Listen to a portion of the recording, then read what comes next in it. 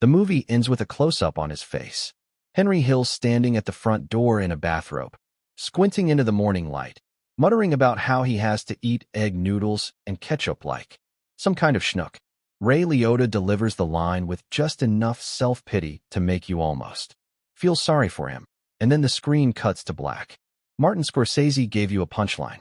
He gave you irony wrapped inside a tragedy, a man who lived like a king reduced to suburban anonymity, and the movie asks you to accept that as punishment enough. Most people do. They walk away from Goodfellas thinking they understand what happened to Henry Hill. They think the story ended there, somewhere in the quiet nowhere of protected exile, with a dull life and bad pasta as the price he paid for everything he did. That version is a fantasy. The real story did not end with a bathrobe and a punchline.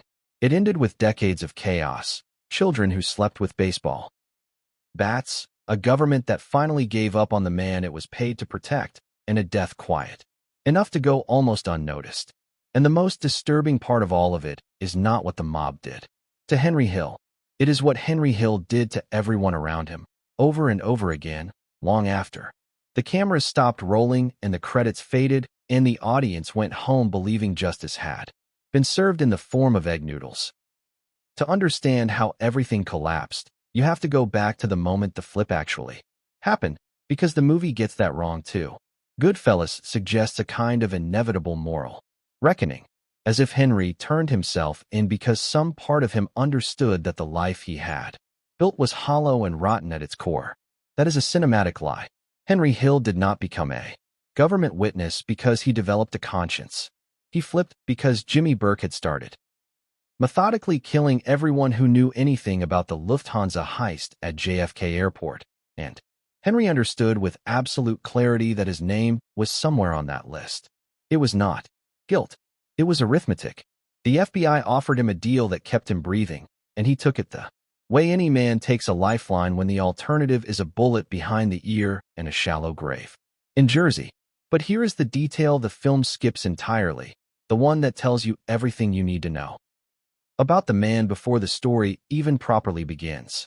While Henry was in the middle of negotiating for his life, while he was sitting across from federal agents and handing over names and addresses and details that would eventually dismantle some of the most powerful criminal organizations in New York, he paused the negotiation to make a request. He asked the U.S. Marshals Service whether he could bring 2 of his mistresses into the witness protection program alongside his wife Karen and their 2 children. Not 1, 2. The marshals said no. Henry Hill was bargaining for his survival, and his first instinct was to negotiate the terms of his infidelity. That tells you everything about the years that followed. The evacuation itself was nothing like the transition the movie implies. There were no moving trucks. There was no organized departure, no time to say goodbye, no moment for the children to process what was happening to their lives. In May of 1980, U.S. Marshals arrived at the Hill household and told Greg, who was 13 years old, and Gina, who was 11, to pack whatever they could carry. The marshals did not bring suitcases. They brought plastic garbage bags. The heavy-duty kind, the black ones you use for yard waste. Greg Hill was 13 years old, and he had to stand in his bedroom deciding which pieces of his childhood were worth keeping, which toys and books and clothes and photographs could fit inside a trash bag, and which ones he would leave behind forever. He did not get to say goodbye to his grandparents. He did not get to say goodbye to his friends, his neighbors, the teachers who knew his name. Neither did Gina. That night, within hours of the marshals arriving, the Hill family vanished from New York completely, and the people who loved those children went to bed not knowing whether they would ever see them again. The government dropped them in Omaha, Nebraska. It made geographic sense on paper. The middle of the country, a quiet Midwestern city with no obvious connection to the New York mob, a place where nobody would think to look for a Lucchese family associate turned federal informant. On the very first night of their new hidden life, Henry Hill decided to take his family out to dinner. The restaurant he chose was called Godfather's Pizza, a chain, a local franchise with the word Godfather in neon above the door.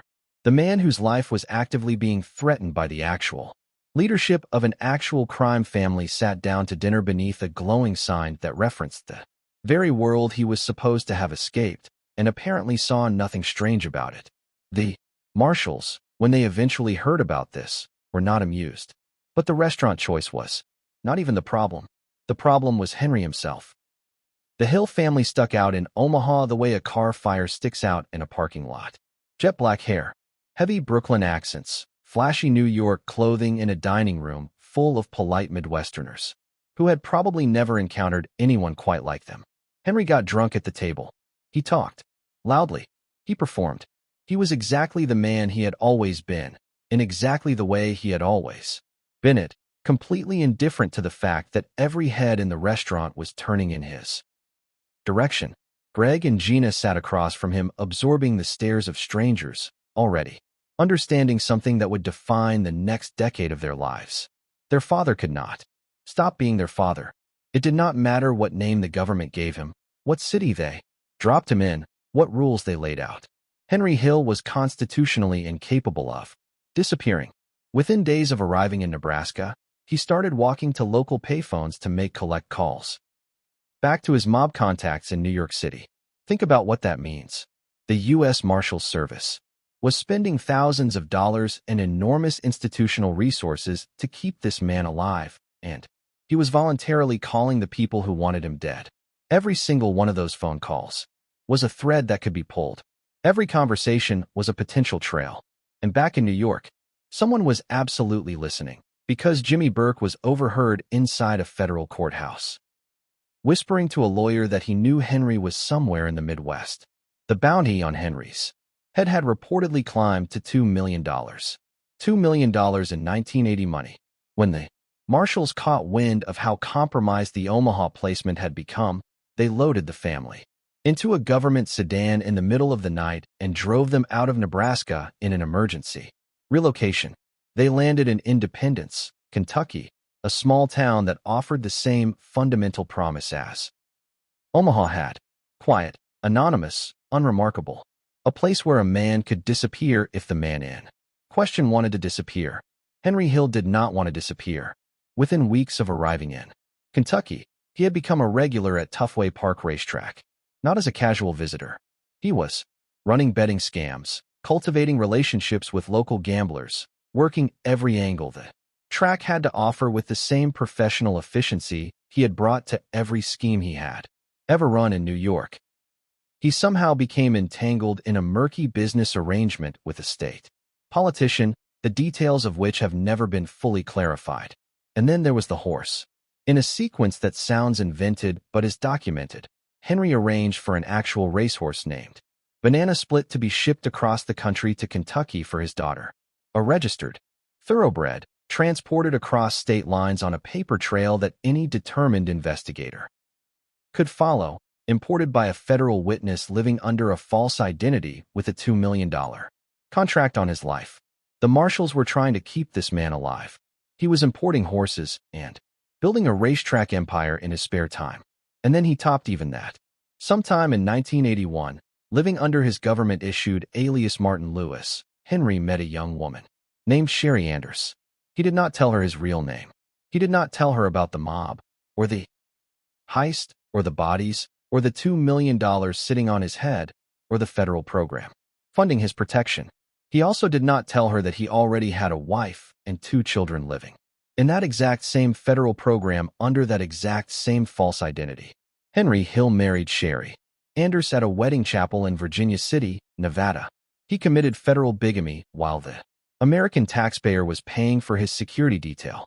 The marriage was not a brief lapse in judgment. It was a sustained deception that continued for years, layered on top of every other deception he was running simultaneously. But the racetrack schemes and the secret second wife were not the worst of what was happening during those years. The worst was behind the front door of the house the government was paying to keep safe. In 2004, Greg and Gina Hill published a memoir called On the Run, A Mafia Childhood. What they described in that book is one of the more devastating accounts of childhood in protective custody that has ever been put into print, and it reframes the entire Henry Hill story in a way that Goodfellas never attempted. Because the film for all its moral complexity, never really forces you to sit with what it meant to be one of Henry's children. Greg Hill wrote that the witness protection program did not save his family. It trapped them. Back in New York, as chaotic and dangerous as life had been, there were grandparents nearby. There were familiar streets and neighbors and school friends, and a community that provided some kind of external structure. In witness protection, there was nothing and no one. The Hill children were completely isolated in cities where they knew nobody, surrounded by strangers, carrying names that were not their own, forbidden from telling anyone who they actually were or where they had come from. And they were isolated with their father. Greg and Gina knew about the bounty. They were children, but they understood in the way children understand things, not through full comprehension, but through accumulated tension and overheard conversations and the particular fear that lives in the body before the mind can name it. They knew that people with real money and real guns were looking for their father. They slept with baseball bats next to their beds, fully expecting Lucchese hitmen to kick through the door in the middle of the night. Every car that slowed down on their street became a threat. Every knock they did not expect made the whole house hold its breath. These were children living like hostages, flinching at the world outside, while the most dangerous person in their lives sat at the kitchen table. Henry was a physically violent alcoholic with a severe cocaine addiction that he made no effort to hide or contain. Greg described seeing trash bags full of marijuana sitting in the open in the family living room. Not hidden, not stored somewhere out of sight, just present, the way furniture is present, as if the normalization of it was itself the point. Henry disappeared for days a day, time on benders, and came home violent. The children learned to read his moods the way you learn to read weather when your survival depends on it. Quiet Henry was the one to fear, because quiet meant something was building. Loud Henry meant it had already arrived. Greg described having to physically step between his parents during fights, a teenage boy throwing his body between his mother and a man who had spent 30 years around people who solved problems with their hands. That is not a childhood. That is a siege. Karen Hill, for her part, was not a passive bystander to any of this. According to her own children, she actively assisted Henry in hiding drugs and cash from the marshals. She coached Greg and Gina on what to say during official check-ins, scripting their answers in advance to maintain the fiction that the family was following the program's requirements. She helped sustain the lie from the inside, which meant the dysfunction was not a single person's failing. It was institutional within the family itself, a closed system that protected itself from external scrutiny while consuming everyone inside it. And through all of it, the relocations kept coming. Every few months, the phone would ring or the marshals would appear at the door, and the whole cycle would begin again. New town, new school, new names, new lies to tell new classmates who would eventually become something close to friends, close enough to make the leaving hurt, which it always did. Greg and Gina would begin to stabilize, begin to build something resembling a normal adolescent life, and then it would all evaporate overnight. Another trash bag, another government sedan, another anonymous suburb where nobody knew who they were, including, in the ways that matter most, themselves. Greg Hill reached his breaking point at 19. After years of absorbing his father's violence, after years of positioning himself between his mother and the man hurting her, after years of childhood spent waiting for hitmen or waiting for his father, he made the only decision that could save his life. He left. He severed every tie to his family, changed his name on his own terms this time, and disappeared, not into a program, into a life he built himself, away from all of it. The Witness Protection Program was designed to shield the Hill family from the consequences of Henry's choices. What it actually did was lock his children in an enclosed space with the most dangerous person in their world and call it protection. The marshals eventually relocated what remained of the family to Redmond, Washington, a small community near Seattle. Henry, in what his children described as an almost comic attempt at regional assimilation, went to a clothing store, bought brand new flannel shirts, and then walked into a local Goodwill and traded them for worn, faded ones. He said he learned the technique from undercover NYPD detectives. Blend in by looking like you already belong. The flannel shirts were not, it turned out, sufficient camouflage. By 1987, Henry had established a narcotics distribution pipeline operating out of the Seattle area. Not personal use quantities. Not the petty dealing of a man trying to fund a habit. He was attempting to move a full pound of cocaine when undercover DEA agents closed in on him. A pound is distribution weight. A pound is a trafficking charge. And this was a man the federal government had been paying to protect for 7 years, a man whose cooperation had helped convict some of the most significant organized crime figures in the country, a man who had been given names and cities, and identities and security and the accumulated resources of the United States Marshals Service. He used all of it as a backdrop while he ran drugs. The government had tolerated an extraordinary amount from Henry Hill over those 7 years. They had tolerated the blown covers and the payphone calls to New York. They had tolerated the racetrack scams and the imported racehorse and the bigamous marriage in Nevada. They had tolerated the domestic violence reports and the drug paraphernalia and the complaints from marshals whose jobs had been made nearly impossible by the man they were assigned to protect. But a pound of cocaine sold to federal undercover agents was the line they could not step over.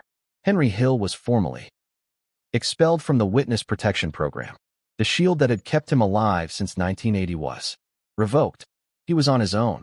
Karen filed for divorce in 1990, though the legal process dragged through the courts until 2002. Before it was finalized, she and the children kept their government aliases and vanished properly. This time, into a permanent anonymity that Henry was no longer part of. He was alone, exposed, unprotected, known, and directly in the sightlines of every family that had ever wanted him dead. The Lucchese's knew exactly who he was. The Gambinos knew. Jimmy Burke's people knew. Every surviving member of every organization he had ever cooperated against knew his name, his face, and the full extent of what he had given to the government. By every logical calculation, Henry Hill should have been dead within months of losing his protection. He was not. And that is the part of the story that changes everything. If you are finding this interesting, consider subscribing. Every week I go back into the cases and the stories that the films and documentaries leave unfinished and pull out what actually happened. In the years after the cameras moved on, by the late 1990s and into the 2000s, Henry Hill was living completely in the open under his real name. Not cautiously, not quietly, not with the measured discretion of a man who understood the risks he was taking.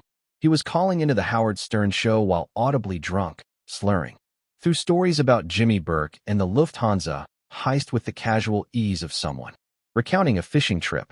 He appeared on cable television specials about the American Mafia, grinning at cameras, name-dropping people who would have had him killed a decade earlier. He gave interviews. He wrote pieces. He sold a marinara sauce under his own name, marketed on the internet as Henry Hill's Sunday Gravy. He opened a restaurant in West Haven, Connecticut called Wise Guys, which lasted approximately 1 month before a fire destroyed it. He listed amateur mob-themed watercolor paintings on eBay for whatever the market would bear.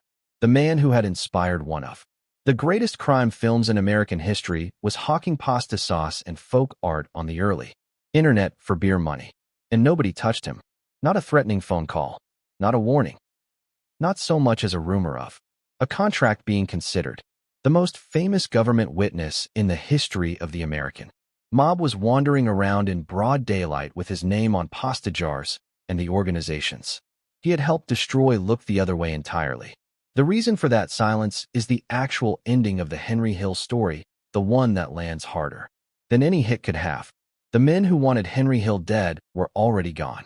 Paul Vario, the Lucchese captain who had run Henry for decades, the man who was the real basis for the Polly character in the film, died in a federal prison cell in 1988. Jimmy Burke, the man behind the $2 million bounty, the one who had been systematically eliminating Lufthansa witnesses, long before Henry ever walked into an FBI office, died behind bars in 1996. Tommy DeSimone, the real person whose violence and volatility Joe Pesci captured in Tommy DeVito, had been dead since 1979, killed by the Gambinos before the flip even happened. The architects of Henry's destruction The men who had the motive and the resources and the personal investment in seeing him dead had all died in custody without ever collecting, and the organizations themselves had been gutted in the years since. The Lucchese family and the Gambino family spent the entire 1980s and 1990s being methodically dismantled by federal RICO prosecutions, many of which were built in